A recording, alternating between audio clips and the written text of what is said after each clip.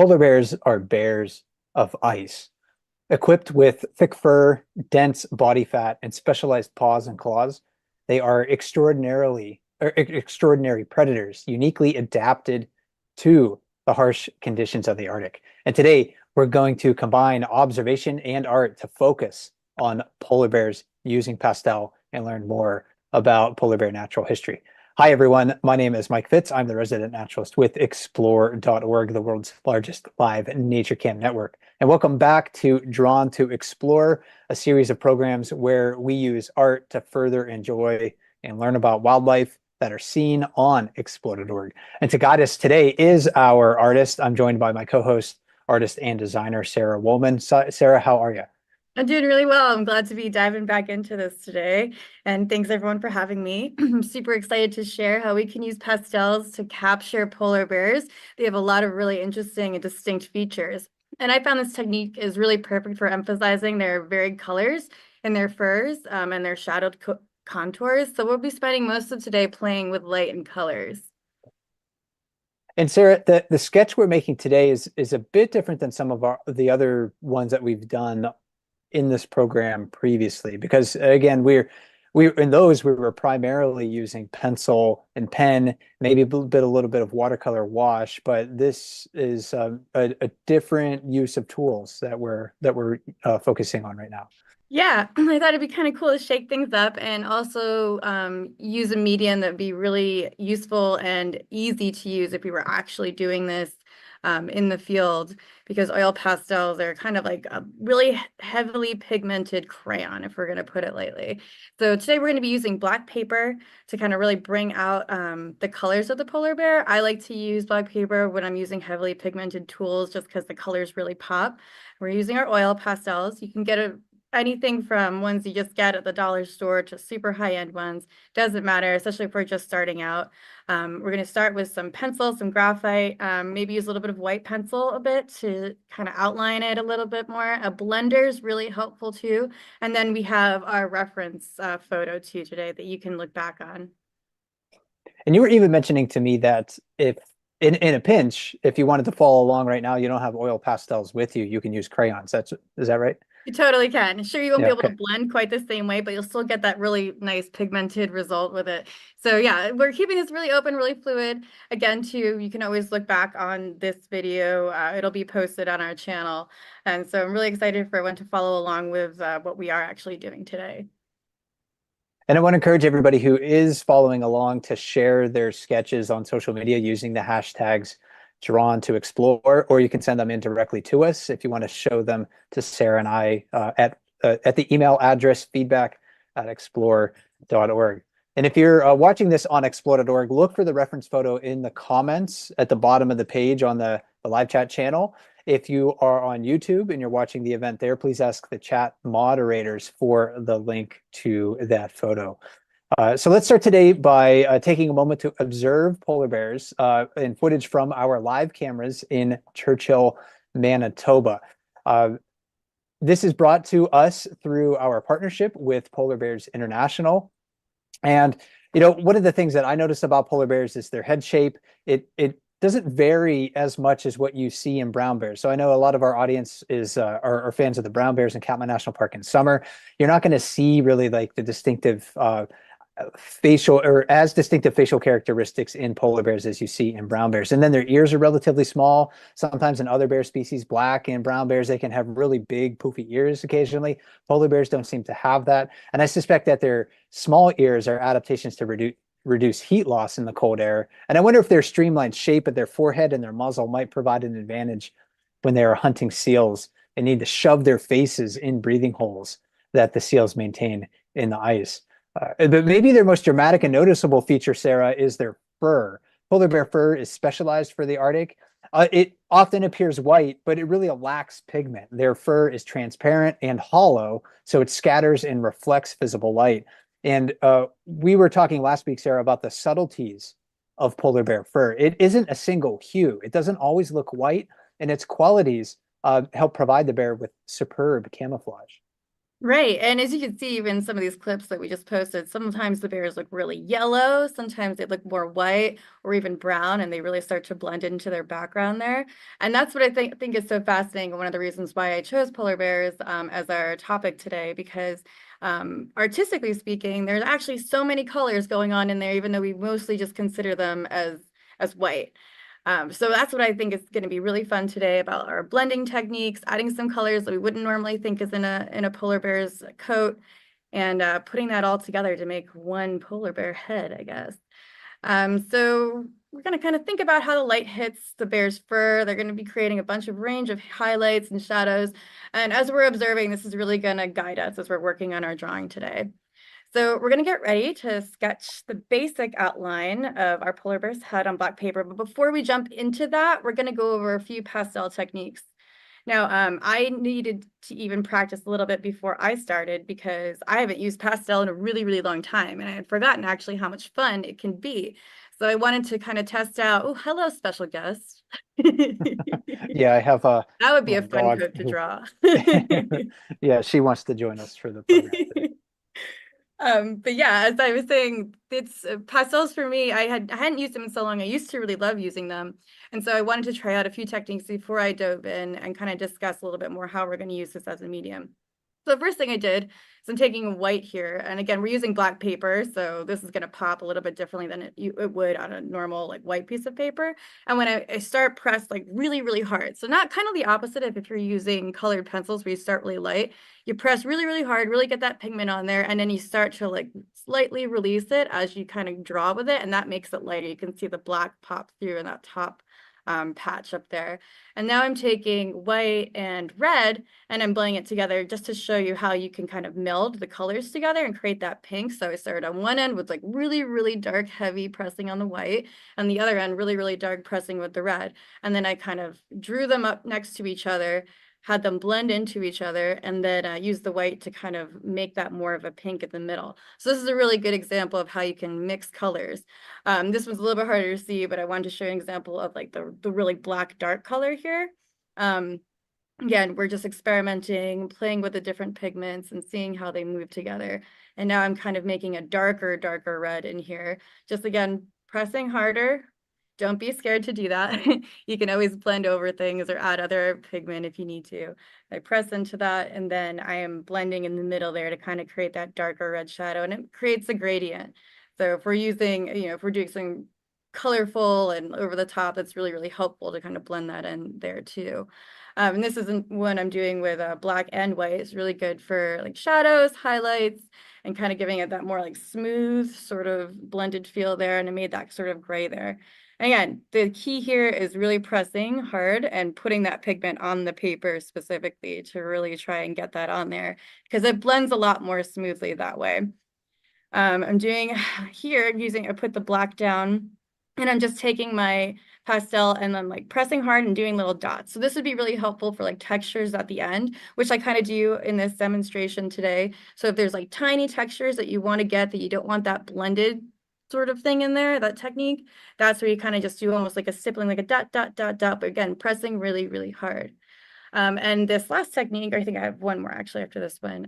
I put a lot of that pigment down with that yellow, and then I use just a little tool to scrape it away. Another really cool way to demonstrate texture, to get some of the colors underneath you want to pop up. And you can use anything. I think I use the back of like a paintbrush to do that, to get that texture and scrape it away.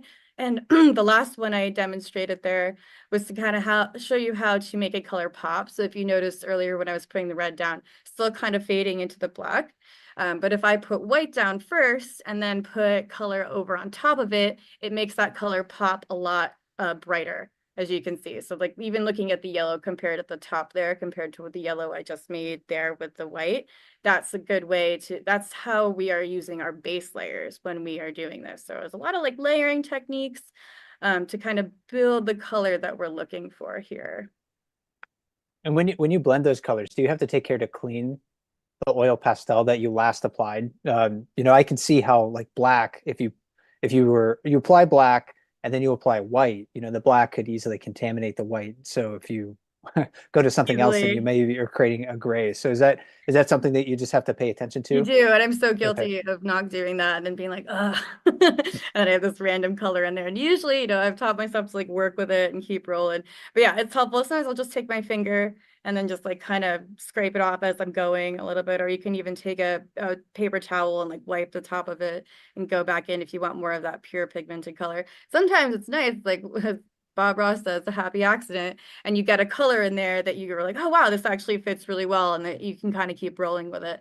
It's kind of all about what you want. But yeah, as you are learning and before you kind of get to that stage, it's helpful to kind of take a break as you're blending, clean the top of that off, and then keep moving on to it. Okay, so we have some of these techniques under our belt here. So we're gonna just dive in and start with our sketch. So we're gonna kind of prepare our base sketch here. So if you go back into some of the previous videos, I talked about looking specifically at shapes. I didn't quite do that here. I wanted to kind of take what we had been learning and move forward with it a bit more. So here, what I'm mostly focusing on is my guidelines here. You can kind of see it. I'm just using a graphite pencil. I'm using a light to be able to shine on there, to be able to see the reflection of it. That's not always easy, and I'll discuss another technique to be able to see it a little bit better. But the first thing I'm really doing here is trying to put down where the guiding points are. So before, remember, we talked about the shapes that kind of built this. Once you are really comfortable in seeing those shapes and you've worked with them before, and you're like, okay, maybe this isn't a step I need in this one. This is where you kind of already visualize the shapes in your head. And you're like, all right, now this is where I'm going to be putting my distinct guidelines. Another reason I did that for this medium in particular is because oil pastels are so soft, they really pick up on everything. So even as we dive in today, the graphite that I already have on that paper, and because my personal styles, I tend to press really hard, that I didn't want a lot of that graphite being picked up by the oil pastels too. So if I had a lot of marks and erasings and graphite kind of smudged all over the place, it might have affected my drawing. You don't have to do it this way. You can continue rolling with the shape technique, but this is kind of the next step here. So it's like you keep the shape technique, and now we're just keeping that in our head and seeing where things are in relation to each other. And again, these move a little bit. I'm using a heavier graphite pencil here, or a softer one rather. It's my favorite one to use. I can see it a little bit better on the black here. And I'm kind of light-handed with it. I still have to erase, so don't feel bad about erasing. That's totally fine. And I'm just kind of moving the lines around where they are in relation to one point. So if you have a moment at the beginning of this video, again, you can look and see where I put the nose, and then I put the tip of the ear, and then I start putting the back of his neck and the bottom. And those are the kind of the main points that I use to be able to bring everything together. I think that putting placements of like where the eye is one of the most important things. And I think it tends to trip people up a lot, including myself. So I tend to move that around quite a bit because I find that to be one of the most important things in doing a portrait. So once I kind of figure out where that eye is too, that's when a lot of other things can start to fall into place. And you can totally do the cliche artist thing where you're just holding your thumb up. And I know it seems cliche, but it does actually work. So you're like, okay, this piece is 2 thumbs away from where this shadow needs to be. And that's that's really helpful. You can use a ruler, obviously, but if you don't have that tool on you, this is definitely a way to do the perspective thing. It's not fake. Artists do this for perspective. And while you were doing that, a couple of questions popped into my mind. One Sure. was, again, you talked about how in previous shows you taught us how to use shapes and circles to really get the proportions of your subject down. And you avoided that this time, or maybe kind of skipped ahead a little bit. Is that just something that you get used to with more practice? 100%. I am very used to now. I can just see it in my head without having to actually do all of the circles and everything. But I do this professionally, and I do it pretty often, but lots of people I know that even do it as a hobby because it's a repetition. You really start to see the shapes in your head, and then you don't really need to put that down on paper. Now, it's not necessarily like you don't have to. You totally can if you want to. But for me, I am at the point where I'd rather not have as many base layer sketches that would affect the rest of my piece as I'm working, to have a more cleaner finish to it and not have all these erased lines and all that. But again, it's just practice, and there are some things I'll still do that for, but at this point, as we're moving along, it's a little bit easier now, at least for me in the stage that I'm at, to be able to just see it and put it down without putting all that extra stuff down on the piece of paper. Also, when I was reviewing the videos before the program, I was fooled at first. I thought you were actually maybe using a white pencil at this stage, but this, you said it's graphite. Is this just like a really soft pencil lead in there, and just like the quality of the light just help to show it better than I Exactly. was expecting? Okay.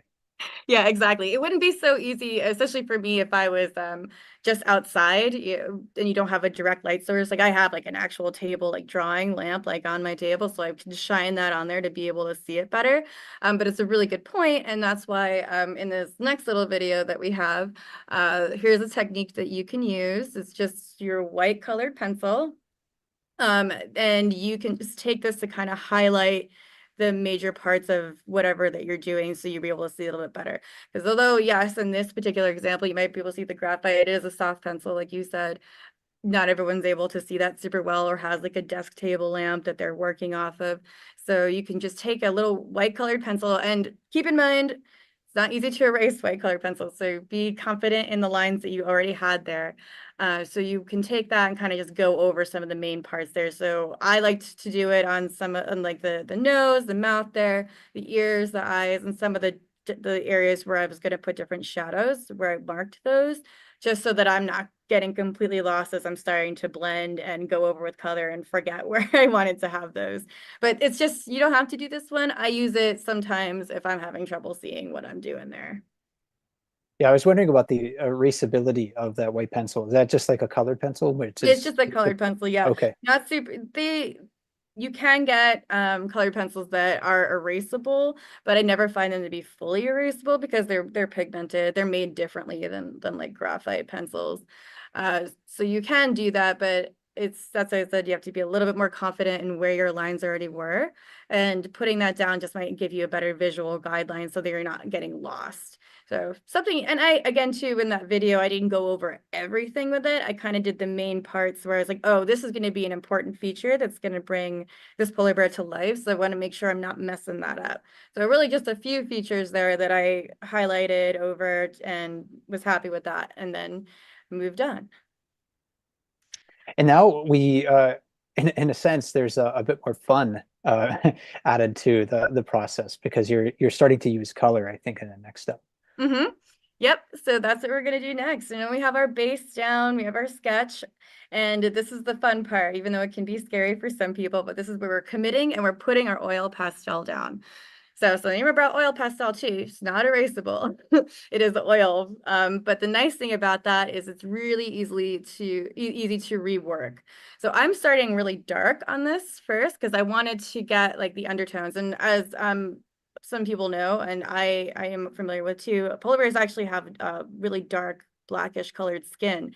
So even though when we're looking at our reference photo, you can't see that, the way colors build on each other, there is a base to it. And so that's what brings our final result forward and makes it more realistic. So you have to think about like, what is the color underneath everything, even though we can't see it, because that's going to aid a lot in how our reflections kind of work with each other as we are drawing. So I started with black, and especially in some of the darker areas there, and then I can actually take a lighter one, I think I have a gray here, and start blending it in just to see how it works. And again, I hadn't used pastels, I think, almost in like 10 years. Hmm. And so it was really fun to actually dive back in and do this again and think about the other classes I've presented and talking about light and all that, and how much of that really still transfers over to pastel. So I started really dark, and then I'm just reworking over and over again. Obviously, this video is sped up.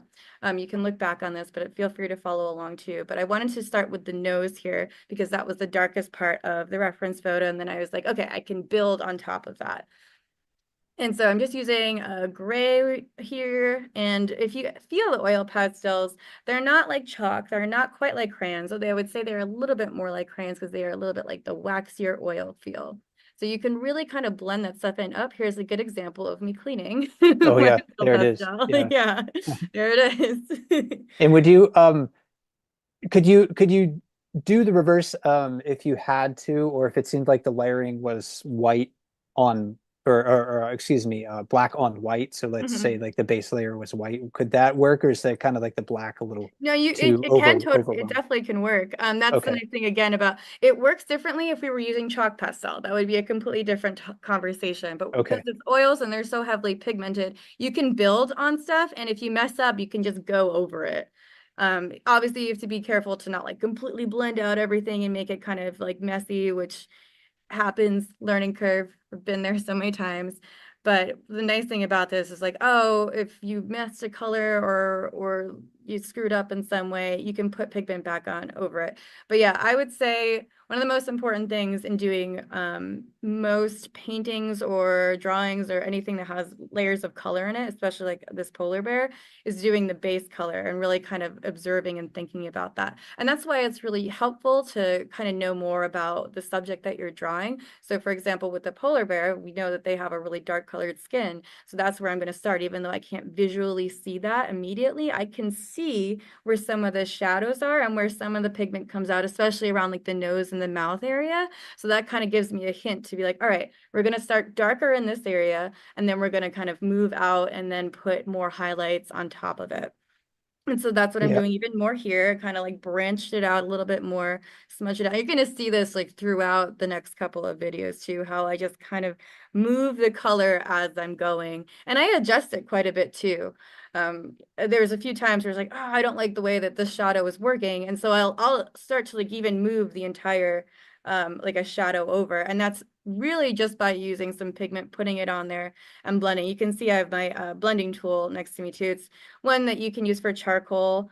Sometimes they make very specific like pastel blending things, and it's helpful to kind of get that a little bit more smooth and like fluid, so it's working together a little bit more, as you can see there. Sometimes I have seen people like use their hands, and I have done this too. I try not to do that too much because we have a lot of oils on our hands, and sometimes it doesn't mix well with the oils there. It can kind of get a little like pilly, and so you'll start blotching it a little bit more. You can do it to an extent, but I would say practice. Every type of pastel, depending on the brand, is different how it's made. And so it's not, some will react better with you using your hands to blend versus others. So that's why it's always really nice to do the kind of like test that I did in the beginning whenever you buy something new that you're not familiar with. But in this case, I'm mostly using my blending tool. And it's also really satisfying because it just moves everything around and kind of neatly. You have a lot of control over it. It's not quite as messy as like I would say watercolor. You have a lot less control. You have to have a lot more faith in the way the color is being is interacting with the water. Here you can really control the color and really be specific about where you want to put your highlights. And so again, to look at this reference photo, we're seeing, we really want to take into consideration how the light is hitting the bear. So it's kind of coming on the top. And we've thought about this and I think worked with this a bit too in some of the previous classes about how light hits fur. And how it kind of highlights in different areas. So that's something to really take note of. And that's something I did take note of when I was doing my initial sketch. And that is really what's going to bring this bear into life. Oh, you can see here too at the top there, I made a little smudge. Not going to be able to erase that. But you just have to kind of move forward with it. And I actually started to like it towards the end because it kind of looked like a highlight of an ear on the other side. But Honestly, that's what I thought it was when yeah, I I should have watched never this. said Yeah, yeah, anything. yeah. I thought that's what it was, and because and that yeah, brings up a question I was wondering about too. Again, you mentioned a few times like you can't really erase oil pastels, so you just how do you cope with that? You just kind of roll with those mistakes as best you can. You roll with the mistakes. And that was a hard lesson I had to have even when I was in art school, because many a time they just wouldn't let us erase at all. They're like, you, if it happens, how do you make it work into the piece? So it's a really good practice in general, because it helps you kind of adjust and be flexible, and you're not just like set in like, this is what I'm doing. And it kind of expands your creativity a bit to be able to be like, how do I work this issue that I just had into this piece to still make a piece that I'm happy with at the end. And sometimes you just have to ignore it until the end. Like I'll just, if there's a part that I'm not happy with, I'll just specifically work in a different area until I'm ready to come back and like rework a section. And I tend to find that it really kind of expands your view of your creativity and how you are working, and realize that it's okay to make smudges and not do things exactly how they are supposed to be, because it makes it yours. And it makes it really unique personally. Here I am working with the eye, which is tricky with pastels. I didn't use like a knife or anything. You can do this to kind of make a really fine point on your pastel. I don't really like to do that, because I kind of just like to see if I can just figure this out on my own. This is where it's also helpful to practice in the beginning too, because you can take your pastel and see, okay, this is how I make a fine line, this is how I make a thick line, so it's all about like kind of moving it around, and maybe using the edge of the pastel as opposed to like just a full on face of the pastel to get like more of those fine lines. And at the very end too is where you can come in and do some more of those fine details. But I mostly just wanted to put the eye there and see like where the light was hitting it to get it in there, just like because it can be difficult, especially with pastels, to get those finer details, but that's something you have to worry about towards the end. The issue is with kind of making the point on those pastels, you're kind of losing a lot of the pigment, like the piece of the pastel itself. And I am the type of person that likes to use every part of my art supplies. I don't like anything to go to waste, because art supplies are expensive. Right. I think I have an eraser that's probably like 20 years old or something like that. Yeah, I know how that is. I will use them until they are like a teeny tiny dot, and I don't care. But I think too, it kind of like adds to the experience itself too, because when you have things that are like weird shaped or erasers you use forever, sometimes you have like really specialized ones, like, oh, I've used this eraser in this one spot for so long, and it's my pointed eraser, and that's the one that I'm using for these tiny details. Um, but yeah, so again, even though you can't erase with pastel, I do still find them to be pretty forgiving, because you can go back in and rework a lot of stuff. Kind of the same as with if you were using like oil paint. You can pretty consistently go back in and rework the stuff that you're working on, or if you messed up, it's really easy to put some pigment on top of it and correct what you're working on too. So again, here I am using the blender, bringing this out even further. And so that was kind of like the beginning of our base here, to kind of give you an example of this is what we start with. And it's, even though it's, for me too, it's always difficult for me to get beyond like the base painting. It's always my least favorite part, because I have a vision of what it's going to look like, but it's really important, especially for making the details pop at the very end there. Yeah, I find that something similar when I try it as well. It's like once I get through those initial stages of staring at a blank page, whether that's a piece of visual art I'm trying to do or if I'm writing, like it's kind of like the same. Maybe at first it Mhm. looks like gibberish, but then the more you work on it, it really starts to formulate itself into a cohesive whole. So working on those highlights and final details is always sort of fun for me, Sarah. Is that the same for you? Same. I always sometimes I'll just like specifically leave a spot out that I know I'm gonna really like love to. It's like really satisfying to put the final detail or a final color in. So I'll like specifically work on a part. Like for example, I draw a lot of bears, as we all know. So sometimes it's just like I'm in a sea of brown. I'm just like in various colors of brown for days, it seems like. And so it's really nice, like after I get through the sea of brown, to just go in at the end and put like the final highlight in the eye, or like a final highlight on a piece of fur. And like for whatever reason, it's just a really big wave of satisfaction at the end, and it really just brings it together. So it's worth it. If you're in the trenches of just like doing the base and you're not satisfied, trust the process, because you will get there. All right, I think we have one more segment to show, and that's putting together the final details. Indeed. Yep. So now that we kind of have the idea of the base layer here, we're going to kind of do a little bit more. of the base layer, sped up a little bit for you guys, and then the very satisfying final highlights. So what I wanted to do here is starting to add a little bit of the color that we saw. So I'm starting with a bright yellow, and I kind of messed around with it too. I don't have like a huge oil pastel palette. I'm not usually an oil pastel person. I'm more of a painter. So I was like, all right, we got to use what we got, because you can go and get like the 50 or 200 pack that has like every color that you could ever want. But you don't have to start that way. I sure do not start that way. So I'm going to use what I have and blend it and see what I can do here. So I'm putting in some of the darker shadows that you can see in the reference photo here. Kind of comes into like a squarish kind of head here. And so that's what I'm looking at, is I'm trying to think about where is this shadow going to work to make sure that this actually looks like a head and doesn't just like blob into the body itself. Is I started with some yellow because, as you saw in some of the earlier videos, the way some of the light hits a lot of these bears, it really does bring a yellow hue to it, which I always thought it was really fascinating, especially when I was going through the clips and looking at different reference photos of polar bears, just how much they change color and how many hidden colors are in it. And I didn't choose a reference photo for this particular demonstration, but some of them that I saw really had a bunch of like purples and blues in them too, which I thought was really fascinating. And again, it's really about how the light is interacting with their really, really unique fur, which is why it's such an interesting color theory practice that we are doing right now, is that we are looking at something that is perceived as white, but when you look closer, it can be hundreds of different colors or shades. And so that's what I'm kind of doing right here, is that I am looking at this, and although there is some white in there, I am seeing a lot of like yellow and beige and different variants of brown and darker grays. And I'm kind of working with that together to kind of bring into a darker shadow. So I'm doing the same thing I did with the nose too, just putting a little bit of a base towards the end here. And then I'm going to build that out. So it looks like I'm starting really dark and scary, but don't get intimidated by going dark anytime, because you can go back in and rework it. And that's what I wanted to do. Is like, all right, I know for a fact that the base layer is going to be a darker color. So I'm going to commit with this dark black that I'm using here. And then I'm going to start working over it, which you can see that I'm doing right here.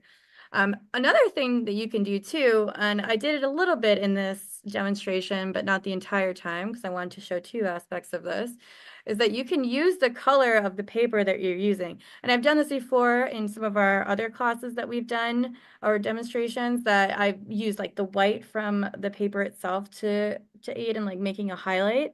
And so in here, I'm using the black to kind of aid in making more of a shadow.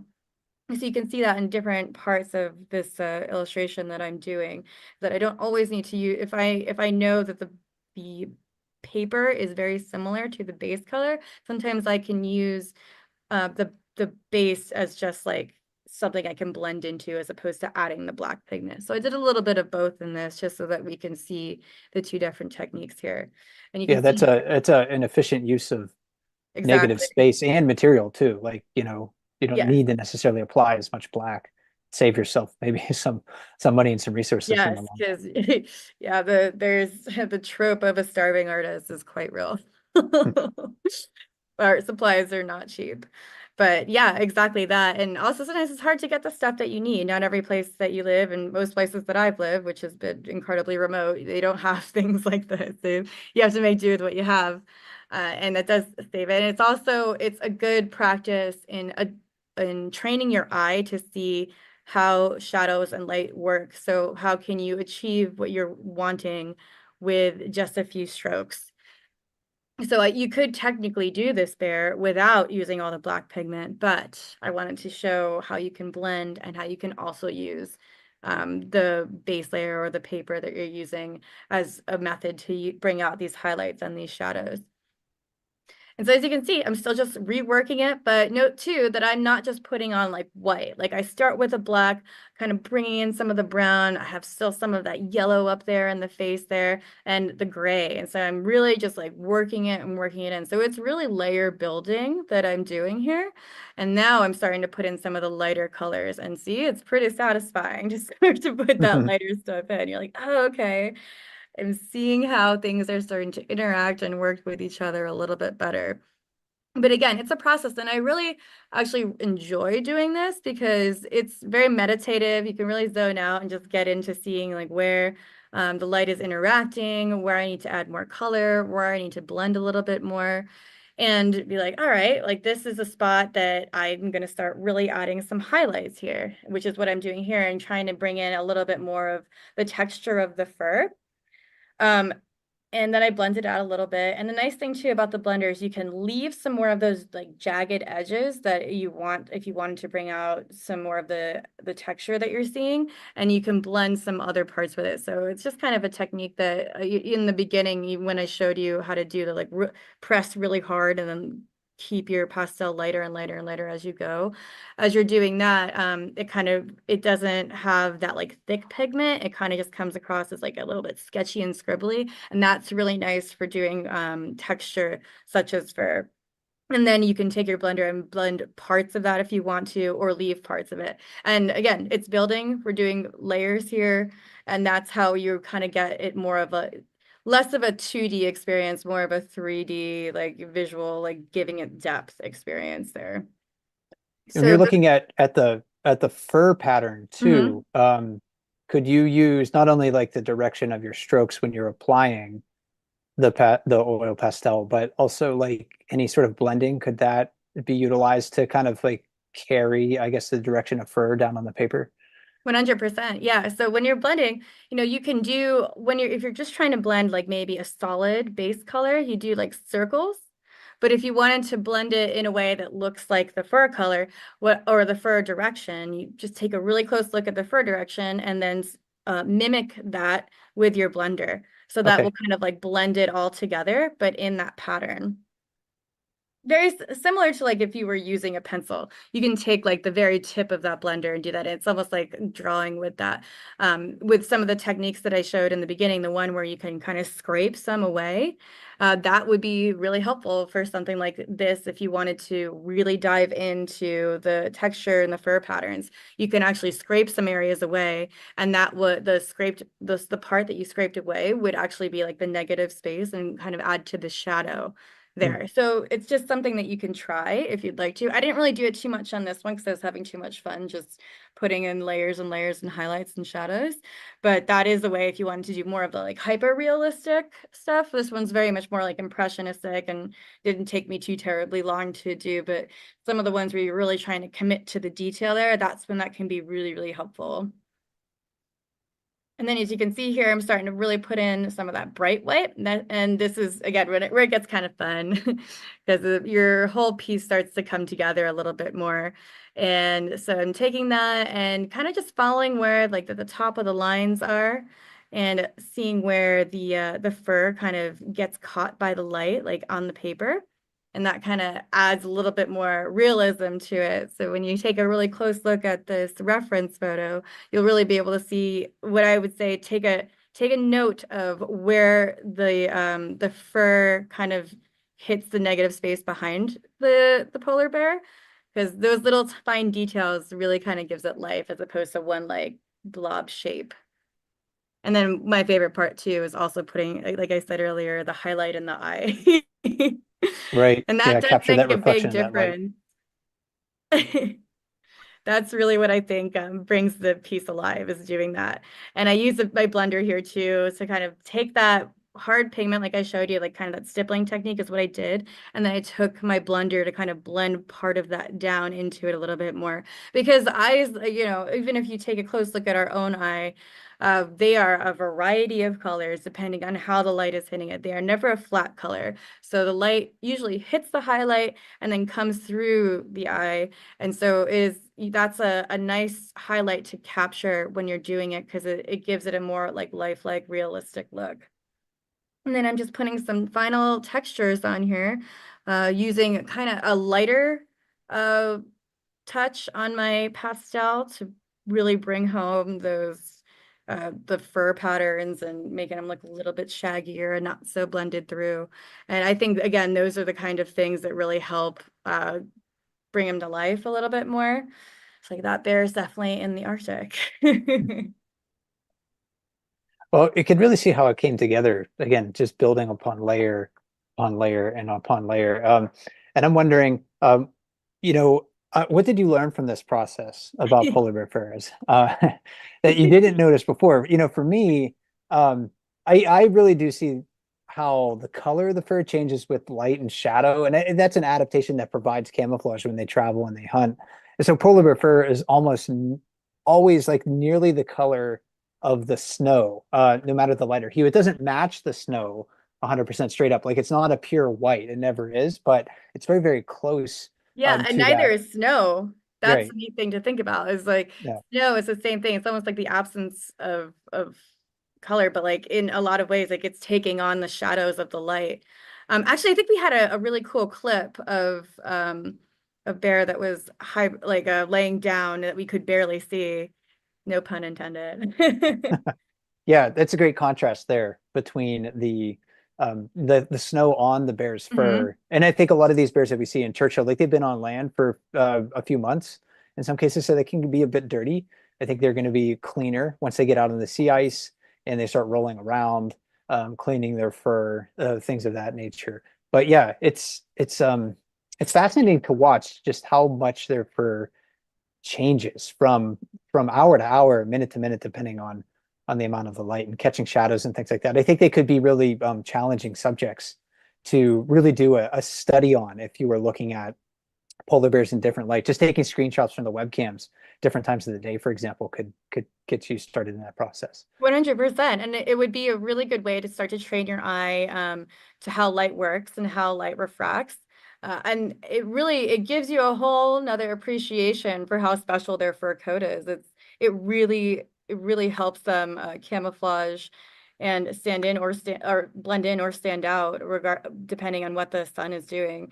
Because it's amazing. What we just drew was a very vastly different color than what we're seeing on the screen right now just because of the way the light hits it. And I especially love it too when the light's very low in the sky and we even get like kind of a pink polar bear. Right. But it's the same concept as if we're looking at like snow-covered mountains at a sunset or a sunrise and seeing the alpenglow. Like their fur is so perfectly adapted to the way snow interacts, and that's something that I think is really fascinating about using these as subjects to draw.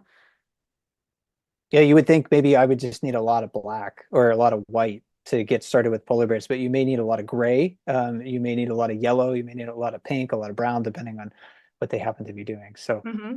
really fascinating subjects overall. And they face, it may be challenging for us to capture them in art, but it's a reminder that too, when we're thinking about them and their adaptations, what they need to survive, that they're facing unique challenges in their environments just to survive on a day-to-day basis, but especially, again, climate change is causing significant loss to sea ice and not only in the loss of ice cover, but the thickness of ice across the Arctic as well.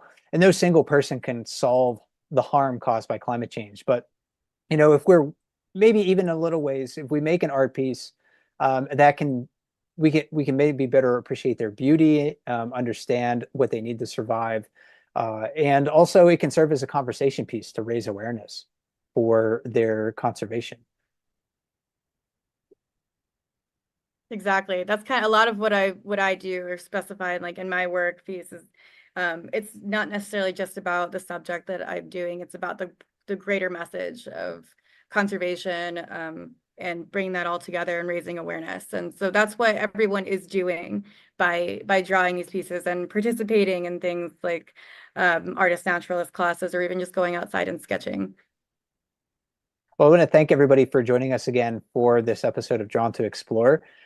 We probably going to have another one in December, right, Sarah? I Yep, think. I think in the second, if I'm doing the math Okay. correctly. All right. Yeah. So December 2nd, look for that. And we're going to change focus. We've been so bear centric in our programs previously, but wintertime with Sarah and I, that gives us an opportunity to focus on something else that's not a brown bear or a polar bear. So, what are you thinking about doing next?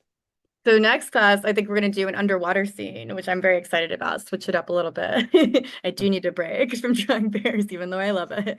But yeah, so we're going to be doing a really cool underwater scene and not just focusing on, a fish itself, but kind of the habitat that they live in. We're going to be using either colored pencils or pastel again. We'll see. All right. Well, that sounds great. And this has been fun once again. So, thanks so much, Sarah, for sharing your insights and Thank expertise. you again. And that was Sara Wolman, my co-host for this Drawn to Explore episode. Sara is a graphic designer and social media curator for explore.org. Keep sketching and observing the world around you. As with all of our live events, a replay of this live chat will be available on explore.org's YouTube channels. And share your sketches through the hashtag Drawn to Explore on social media, or send them directly to us at feedback@explore.org. And join us again on December 2 for our next Drawn to Explore program. Because throughout our shared history, humanity has used art as a means of connecting with and better understanding nature, and we hope you continue that process along with us. My name is Mike Fitz with explore.org. Thanks for joining us today, and until we see you again, never stop learning.